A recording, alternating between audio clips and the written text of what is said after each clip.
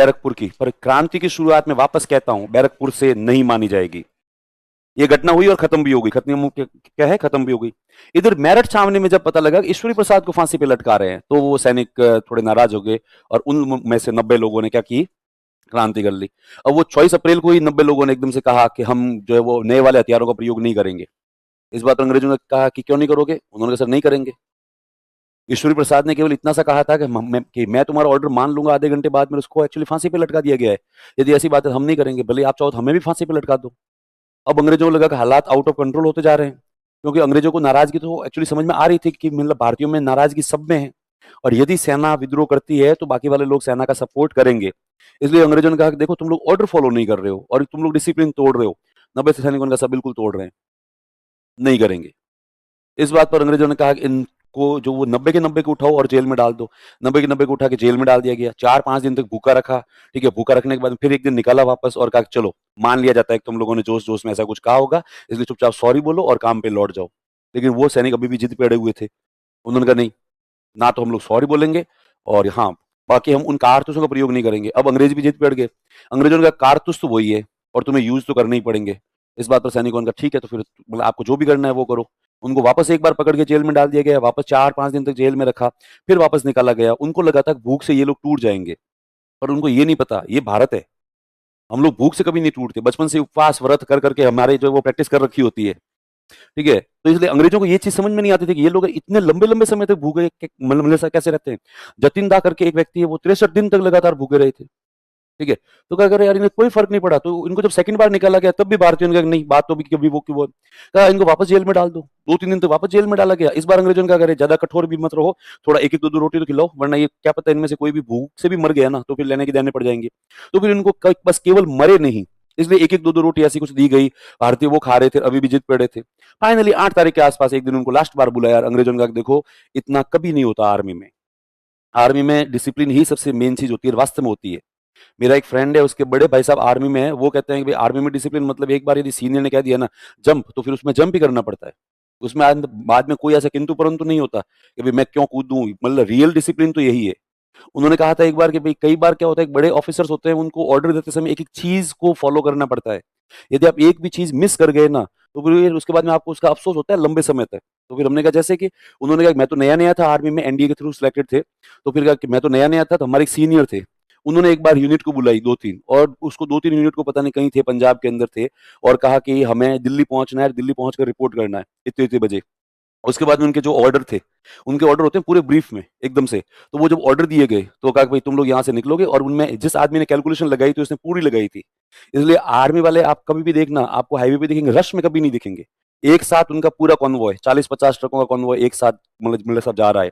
एक ट्रक से second number truck है उसके बीच में मतलब आप देखना डिसिप्लिन जो है वो बिल्कुल, डिस्टेंस है वो भी क्या होगा, बराबर। एक भी ट्रक यदि उसमें से पंचर वगैरह कुछ भी हो गया तो पूरा कॉन्वॉय वहीं पर रुक जाता है, उसके लिए एक्स्ट्रा टाइम लेके चलते हैं वो लोग साथ में। तो कहते हैं उन्होंने क्या किया, ऑर्डर जारी किए, जो भी सीनियर थे उन्होंने कहा हाँ तुम लोग यहाँ से करोगे, ये करोगे, वो करोगे। तो उसमें से यूनिट ने कहा ओके सर। उन्होंने कहा मैं और मेरे कुछ लोग हैं वो डायरेक्ट हेलीकॉप्टर से आएंगे, है ना, दिल्ली में मिलते हैं।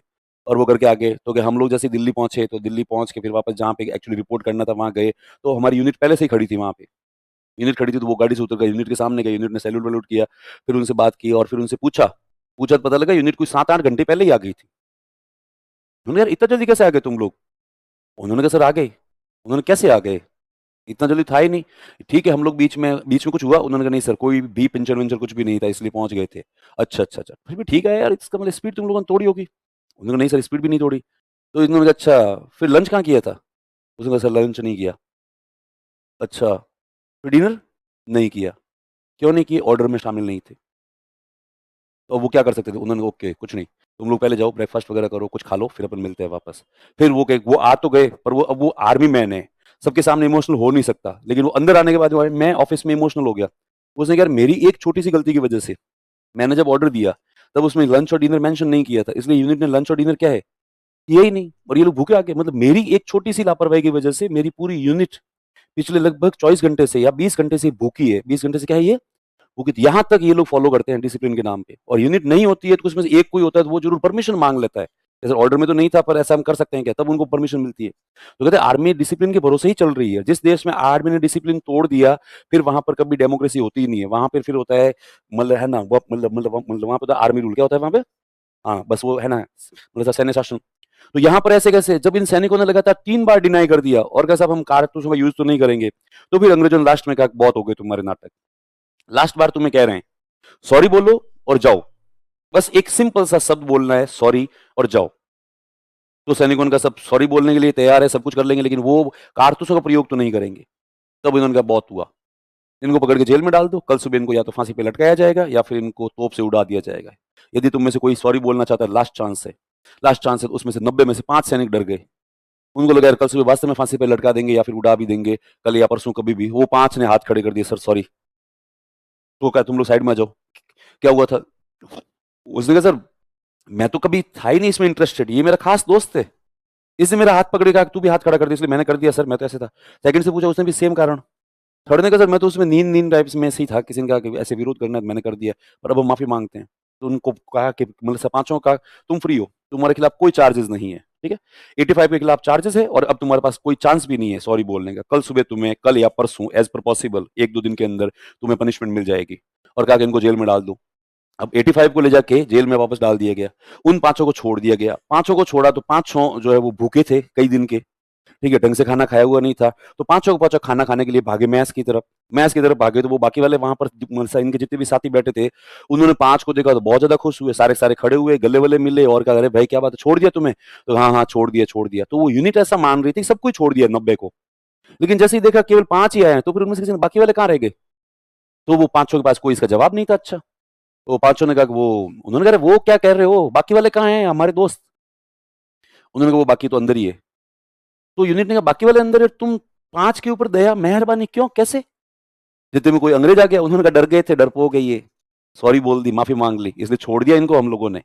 बाकी वाले तुम्हारे अंदर ही है जेल में, कल सुबह उनको उड़ा देंगे तोप से, मार देंगे कल परसों। तो पूरी यूनिट भड़क गई उन 5 के ऊपर और 5 को पकड़ के लिया वापस खोपचे में और उन 5 को भयंकर तरीके से मारा। वो तो वहां पे अंग्रेज अवेलेबल थे इसलिए अंग्रेजों ने बचा लिया। अंग्रेजों ने बीच बचाव किया और कहा यदि ये मर गए ना 5 के 5, तुम्हारे ऊपर सबके ऊपर केस चलाया जाएगा। तो फिर उनको अधमरा करके छोड़ दिया। अधमरा करके छोड़ के उन्होंने कहा निकम्मे कहीं के डरपोक, मतलब तुम लोग कलंक हो। अब वो 5 बेचारे सब बेचारे खाना वाना तो भूल गए, चुपचाप मतलब है ना, मतलब केवल डरे हुए से बैठे थे। उनको एक्चुअली समझ में नहीं आ रहा था कि माफी मांग के सही किया या गलत किया। अब आज आर्मी में जो एक बार पीछे हट जाता है ना, उसके ऊपर एक टैग लग जाता है डिजर्टर का, है ना, भगोड़ा है ये।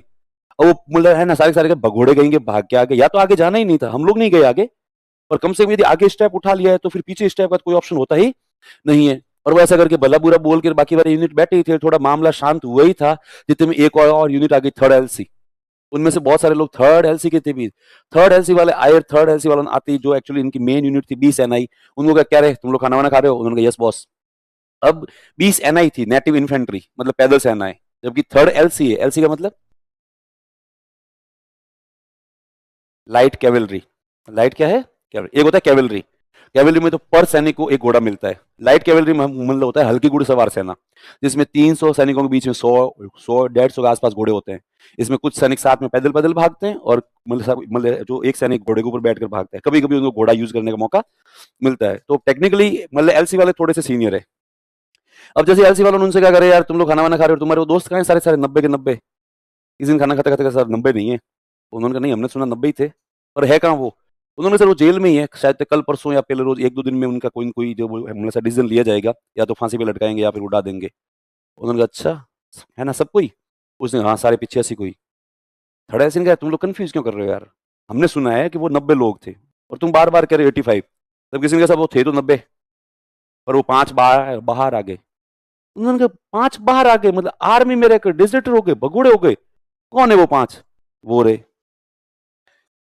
अब थर्ड एलसी उठी और थर्ड एलसी ने भी अपने हाथ साफ किए ढंग से, उन्होंने भी उनको ढंग से मारा, उनको भी वापस बीच बचाव करके छुड़ाया गया। छुड़ाने के बाद में अब थोड़ी एलसी जोश में आ गई थी। एलसी ने कहा हद है यार, तुम लोग कैसे खाना खा सकते हो। तो उन्होंने कहा तो सर क्या करें। उन्होंने कहा हमारे साथी जेल में इतने दिनों से भूखे बैठे हैं और तुम यहाँ आराम से बैठकर खाना ठूस रहे हो।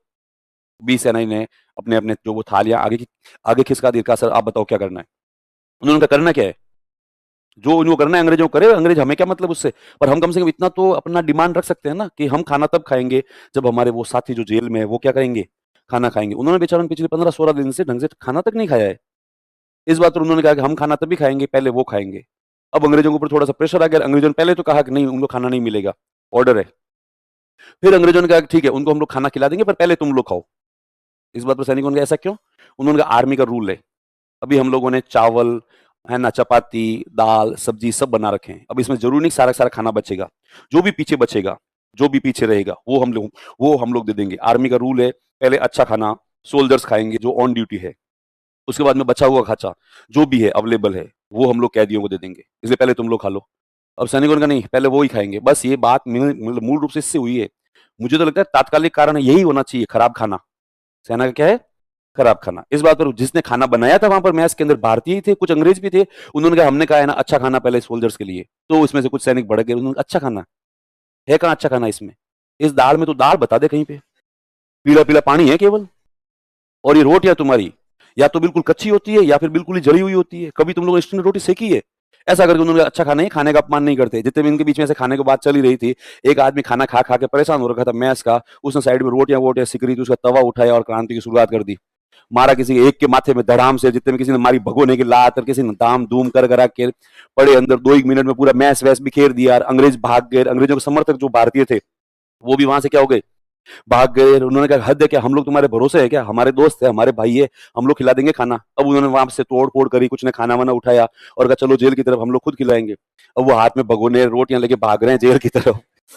और वो गए जेल की तरफ, तो वहां पर जितने भी सैनिकों को एक चीज समझ में आ गई थी, या तो क्रांतिकारियों के साथ में शामिल हो जाओ या फिर यहाँ से क्या करो, भाग जाओ। अंग्रेज तो खुद ही माहौल देखकर अंग्रेज सारे सारे भाग गए, फटाक से पीछे वाले रास्ते से निकल गए। उनको लगा आप मतलब हालात आउट ऑफ कंट्रोल हो चुके हैं।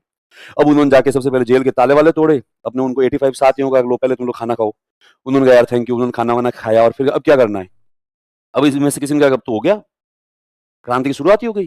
तो क्रांति कोई वेल प्लान या वेल ऑर्गेनाइज नहीं थी, जोश जोश में हो गई थी। अब चूंकि उन्होंने कहा ताले भी तोड़ दिए हैं, अब हमें लगता है कि अंग्रेज माफ करेंगे, अब नहीं करेंगे।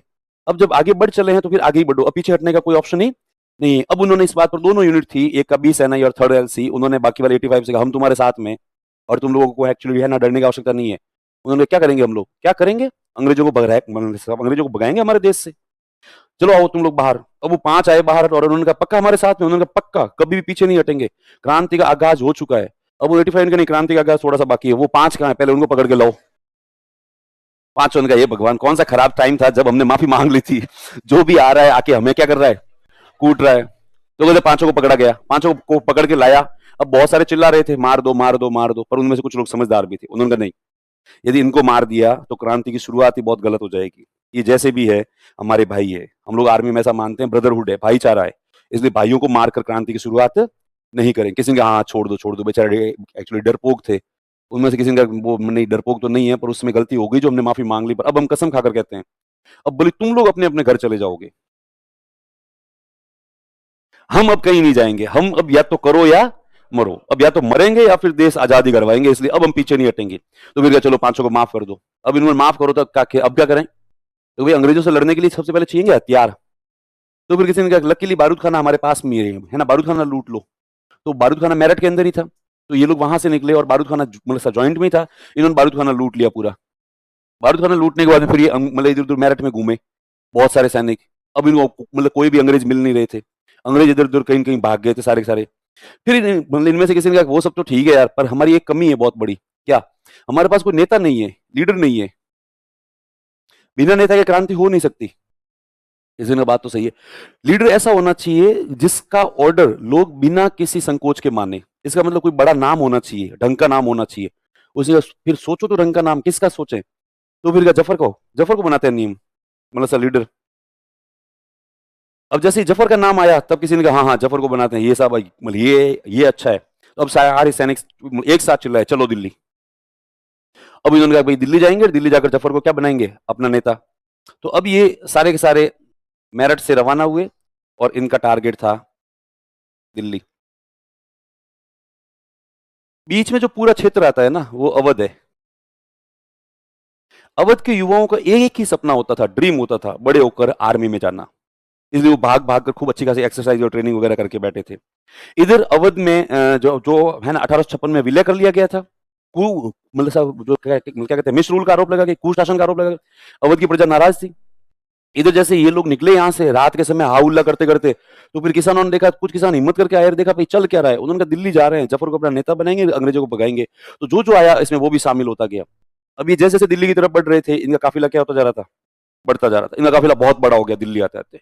दिल्ली वालों ने एकदम से देखा हजारों की तादाद में लोग आ रहे हैं दिल्ली की तरफ। दिल्ली पूरा सहम गया, डर गया, क्योंकि दिल्ली को असंख्य बार लूटा गया था। इसलिए दिल्ली को लगा कि लो साहब वापस कोई नादिर शाह या फिर अहमद शाह अब्दाली का कोई भाई भाई भतीजा गुलाम सेना कोई न कोई वापस आ गया है। वो लोग सब मतलब सब डर डर के अपने अपने कमरों में घरों में बंद हो गए। लेकिन उन्होंने देखा कि वो भीड़ आई, दिल्ली में एंटर हुई और भीड़ ने किसी को भी डिस्टर्ब नहीं किया। भीड़ एक डायरेक्शन में चली जा रही थी। तो कुछ लोगों ने हिम्मत करके खिड़कियां विड़कियां खोली और कहा भाई साहब तुम हो कौन और जा कहाँ रहे हो। तब उन्होंने कहा कि हम में से बहुत सारे लोग तो सैनिक है और बहुत सारे किसान हैं अवध के, हम जा रहे हैं लाल किले। लोगों ने पूछा क्यों, हमने कर दी क्रांति, अंग्रेजों को यहाँ से भगाएंगे। तो दिल्ली की पब्लिक ने गेट खोल दिए, वो भी आई बाहर और वो भी उसमें शामिल हो गई। अब ये जब लाल किले पहुंचे तब तो भीड़ ही भीड़ हो गई थी, चारों तरफ जगह नहीं थी कहीं पर भी। उन लोगों ने जाके रात के समय गेट बजाए जफर के दरवाजे की। अब वो जफर ने कहा कि क्या है अंदर से, तो लाल किला बहुत बड़ा है। तो वो जफर तक लोग गए और कहा कि साहब कुछ लोग आए हैं आपसे मिलने के लिए। जफर रात के समय आया बाहर और जफर ने इतनी सारी भीड़ देखी। जफर ने कहा बताओ क्या है। कहा साहब कुछ नहीं है, मतलब हम लोग अंग्रेजों से दुखी हो गए हैं यहाँ तक, इसलिए हम लोग को निर्णय लिया अंग्रेजों को यहाँ से क्या करेंगे, भगाएंगे। और हम इसमें सब शामिल है, किसान भी है, मजदूर भी है, व्यापारी भी है, जमींदार भी है, सामंत भी है, सैनिक भी है, सब लोग है दिल्ली की जो वो पूरी पूरी जनता है।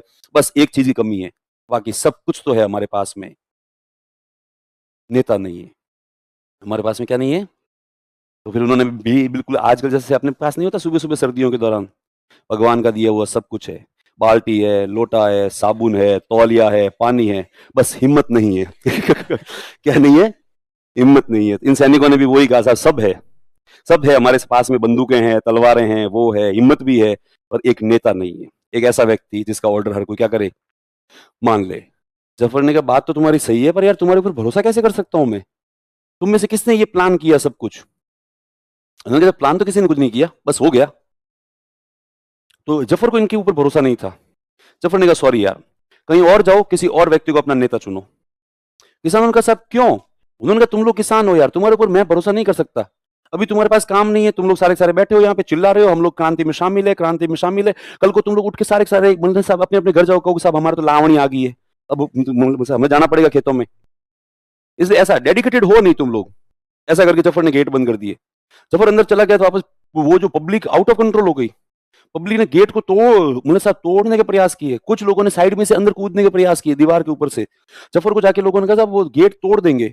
जफर वापस गया सेकंड टाइम और वापस जाके कहा देखो मैं तुम्हारा नेता नहीं बनूंगा, क्योंकि मैं तुम्हारा नेता बनना तो अंग्रेजों का मैं प्रत्यक्ष दुश्मन हो जाऊंगा, है ना, सामने अंग्रेज मुझे ढूंढ के मारेंगे। तुम लोगों को कोई जानता भी नहीं है, तुम लोग तो भाग जाओगे यहाँ से, सारे सारे बच के निकल जाओगे, इसलिए मुझे माफ करो और तुम जाओ यहाँ से। जफर ने वापस गेट बंद कर दिया, जफर वापस अंदर चला गया। अब पब्लिक हाउल्ला कुछ ज्यादा ही कर रही थी, ज्यादा कर रही थी। तो जफर की पत्नी थी, उसका नाम था जीनत महल। जीनत महल ने कहा कि क्या चल रहा है बाहर हाउल्ला। जफर ने कहा कुछ नहीं, भीड़ आई है, कह रही है क्रांति करेंगे, अंग्रेजों को भगाएंगे। जीनत महल ने कहा मैं एक बार जाके देखती हूँ उनसे। और वो जीनत महल आती है बाहर, जीनत महल बाहर आती है तो भीड़ ही भीड़ है, पब्लिक ही पब्लिक है। जीनत महल को लगा ये सही माहौल है ना यार, इतने सारे लोग अंग्रेजों के खिलाफ है। तो फिर उन्होंने कुछ उनमें से नेता बन गए थे सैनिकों में से, उनसे क्या बताओ क्या बात है। उन्होंने कहा बस केवल हमारे पास नेता नहीं है, जफर साहब को रिक्वेस्ट कर रहे हैं नेता बन जाए, बाकी लड़ने के लिए हम लोग तैयार है। और वो साहब मान नहीं रहे हैं। इस बात पर जीनत बेगम ने कहा पीछे नहीं हटोगे तुम लोग। उन्होंने कहा नहीं साहब अब तो पीछे हटने का सवाल ही पैदा नहीं है, अब तो आप बताओ कुछ भी, प्लीज आप तो साहब को एक बार मना लो। इस बात पर जीनत महल ने कहा कि वो मान गया, वो तुम्हारा नेता है। इस बात पर क्रांतिकारियों ने जीनत बेगम से कहा, मतलब है ना, जीनत बेगम या जीनत महल एक ही है, कहा कि आप एक बार उनसे पूछ तो लो। जीनत महल ने उनसे क्या पूछना, मैंने कह दिया ना, मैंने कह दिया मतलब क्या है, कह दिया। मेरे से बिना पूछे वो आदमी खाना तक नहीं खा पाता। तो मतलब है ना, तुम लोग इसे चिंता ही मत करो। फिर भी क्रांतिकारी उनका नहीं, ऐसे नहीं, एक बार वो आए हमारे बीच में आके कहे मैं तुम्हारा नेता हूं तो हम लोग मानेंगे। तो फिर जीनत बेगम ने कहा रुको। जीनत बेगम अंदर जाती है, जफर से कहती है बाहर जाकर घोषणा करो तुम उनके नेता हो। तब जफर कहता है तुम पागल हो गई हो क्या। जीनत महल ने कहा तो नेता बनने में बुराई कौन सी है, अंग्रेजों ने साफ साफ धमकी दे रखी है कि जब तक तुम जीवित हो तब तक लाल किला हमारे पास है, तुम्हारे मरने के बाद में लाल किला खाली करना पड़ेगा, ठीक है। पैसे हमारे पास वैसे भी कुछ है नहीं, और प्लस तुम्हारी उपाधि छीनने का प्रयास किया था, सफल नहीं हो पाए, लेकिन पक्का तुम्हारे बेटों की उपाधि छीन लेंगे। इसलिए मान लो बलि क्रांति सफल होने की संभावनाएं बहुत कम है, पर है तो सही। यदि क्रांति सफल हो गई, वापस दिल्ली के बादशाह बनोगे, और क्रांति असफल भी हो गई, कौन सा फर्क पड़ता है? वैसे ही डोक रहे हैं अपन लोग, वैसे ही मरने वाले हैं, वैसे ही मर जाएंगे, इसलिए कोई फर्क नहीं पड़ता। भले क्रांति सफल हो या असफल हो, मतलब जो है वो नेता बनने में फायदा है। हालांकि इसका कॉन्सेप्ट भी सही था, जफर की एज वैसी ज्यादा थी, इसलिए वैसे ही मरने वाले हैं, तो क्या पड़ता, अंग्रेज मार देंगे, पर कम से कम ये तो होगा, कम से कम हक के लिए लड़े। तो फिर जफर ने कहा चलो ठीक है, तुम्हारी इच्छा, जाता हूं मैं। जफर आया बाहर, और जफर ने आके जैसे ही घोषणा की मैं तुम्हारा नेता हूं, तो सभी क्रांतिकारियों ने कहा कि जफर हमारा नेता है, लाल किला हमारा घर है, गेट खोल दिया, सारे अंदर घुस गए। और जो अंदर घुस गए तो उसमें किसी ने कहा कि भाई बहुत खुशी का मौका है कि जफर हमारा नेता बन गया, सेलिब्रेशन तो बनता है। इसलिए उन्होंने क्या किया कि उनके पास बारूद और बंदूकें बहुत ज्यादा थी, उन लोगों ने बंदूकें लोड कर करके फायरिंग करना स्टार्ट कर दिया। ये यूपी का कल्चर था और यूपी का कल्चर है।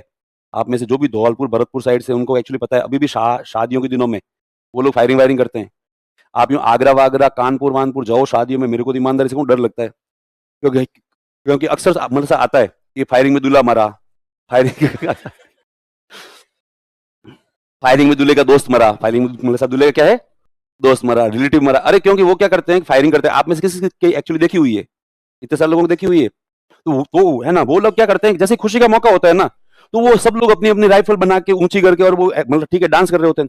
उसी समय मतलब एक का फायर करना होता है, एक कोई आके टकरा जाता है, साइड से टकरा जाता है, तो एकदम से बंदूक का बैलेंस बिगड़ जाता है, जो सामने होता है वो सब उड़ जाता है। तो इसमें कई बार दूल्हे ही उड़े हुए हैं, ठीक है, दूल्हे नंदे का ले, अभी थोड़ी देर पहले तो ब्याह हुआ था, वापस विधवा भी हो गए। इसलिए मैं तो गया हूँ वहां पे एक दो दोस्तों की शादी में, तभी डर ही लगता है कि वो अंधाधुंध फायरिंग करते हैं। तो वहां पे इन लोगों ने भी फायरिंग करना स्टार्ट कर दिया, और वो कर रहे थे फायरिंग, तो जो भी समझदार लोग थे उन्होंने कहा मूर्ख को मत खराब करो यार, बहुत कीमती है बारूद।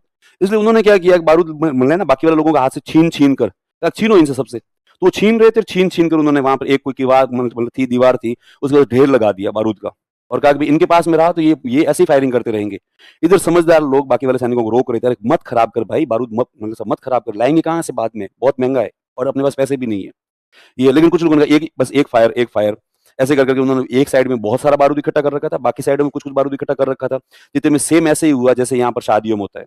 एक किसी मूर्ख ने बंदूक लोड करी, लोड करके ऊपर करके जैसे फायर करने वाला ही था, जितने में कोई आया मतलब आदमी साइड से आया और सब उसका टकरा गया, उसका बैलेंस खराब हो गया और वो गिर पड़ा तो बंदूक टेढ़ी हो गई, तो वो बंदूक सीधी उसी डायरेक्शन में गई जिस साइड में बारूद का ढेर था। बीच में कोई एक आदमी आता तो एक ही मरता, वो जाके सीधा बारूद के ढेर के टकराई, और एकदम से सीरियल बम ब्लास्ट होने स्टार्ट हो गए एक साथ बहुत सारे। वो जो दीवार ढह गई, आसपास में लोग खड़े थे उनके चीथड़े ही उड़ गए, उनका पता ही नहीं लगा। सैनिक एकदम से डर गए, तो सैनिकों को चूंकि ट्रेनिंग मिली हुई होती है, तो सैनिक जमीनों के ऊपर लेट गए अपने आप को बचाने के लिए। उनके देखा देखी बहुत सारे किसान तो भागे इधर उधर, जिन्होंने भागने का प्रयास किया वो कई घायल हो गए, कई मर गए, और बाकी वाले अधर जमीन के ऊपर लेट गए। बड़ी मुश्किल से कई देर तक बम ब्लास्ट होते रहे, धूम धड़ाका होता रहा, और फिर फाइनली धीरे धीरे एकदम से जैसे ही रुका चारों तरफ काला धुआं ही धुआं था, सबके चेहरे काले हो गए थे। जफर साहब भी साइड में खड़े थे कहीं पर अपनी पत्नी के साथ में, ठीक है। जफर बेचारा मन ही मन मुस्कुरा रहा था कि ले साहब हो गई क्रांति, क्या है। अब ऐसे में वो जैसे धुआं थोड़ा बहुत कम हुआ तो फिर कुछ सैनिक उनमें से उठे जो जो अपने आप को अभी तक नेता नेता बोल रहे थे कि हम लोग आए मेरठ से। अब वो सारे सारे शर्मिंदा हो गए, उनको भी लगा क्यों, क्योंकि जफर ये पहले कह चुका था कि तुम लोग वेल ऑर्गेनाइज नहीं हो और तुम लोग डिसिप्लिन में नहीं हो, तुम एक ऐसी भीड़ हो जो पागल हो चुकी है, उन्मादी हो रखी है, तुम्हें बस कुछ न कुछ करना है। इसलिए चूंकि जफर ने ऐसा 2 बार कहा था, अब जब ऐसा हो ही गया तो अब वो सैनिक बड़ी मुश्किल से शर्माते शर्माते गए जफर के पास में, और जफर से कहा कि सर वो माफी चाहते हैं। तो कहते जफर कुछ नहीं बोला, जफर ने इधर उधर देखा, फिर जफर ने अपनी पत्नी की तरफ देखा। अब वो अपनी पत्नी के सुझाव पर ही बना था, अब उसकी पत्नी ने भी कहा कि सॉरी। तो मतलब अब जफर कुछ बोल ही नहीं रहा था, जफर ने अपनी पत्नी की तरफ देखा, कुछ नहीं बोला। अब उसकी पत्नी ने कहा सॉरी, मुझे पता है मेरी गलती है, मैंने तुम्हारे ऊपर दबाव डाला कि तुम इनके नेता बनो, इसलिए प्लीज अब नाराज मत हो जाओ, माफ कर लो। जफर फिर भी कुछ नहीं बोल रहा था। अब उसकी जफर की पत्नी ने बार बार 2 4 6 बार कहा सॉरी, मैं मानती हूं कि मेरी गलती है। इस बात पर जफर गुस्सा था, जफर ने कहा नहीं नहीं, तुम्हें सॉरी बोलने की जरूरत ही नहीं है। अब उसकी बेगम ने कहा इतना भी नाराज मत हो, मुझे पता है मेरी गलती है। जफर ने कहा नहीं, तेरी गलती है ही नहीं। अब जफर की पत्नी ने कहा आप कुछ ज्यादा ही नाराज हो गए हो, मैं मानती हूँ मेरी, उसने कहा नहीं तेरी गलती है ही नहीं, 100% गलती मेरी है। मेरे पापा ने मेरे को बचपन से ही सिखाया था, बेटा जीवन में सफल होना है, लुगाई का कहना कभी मत मानना, कभी मत मानना।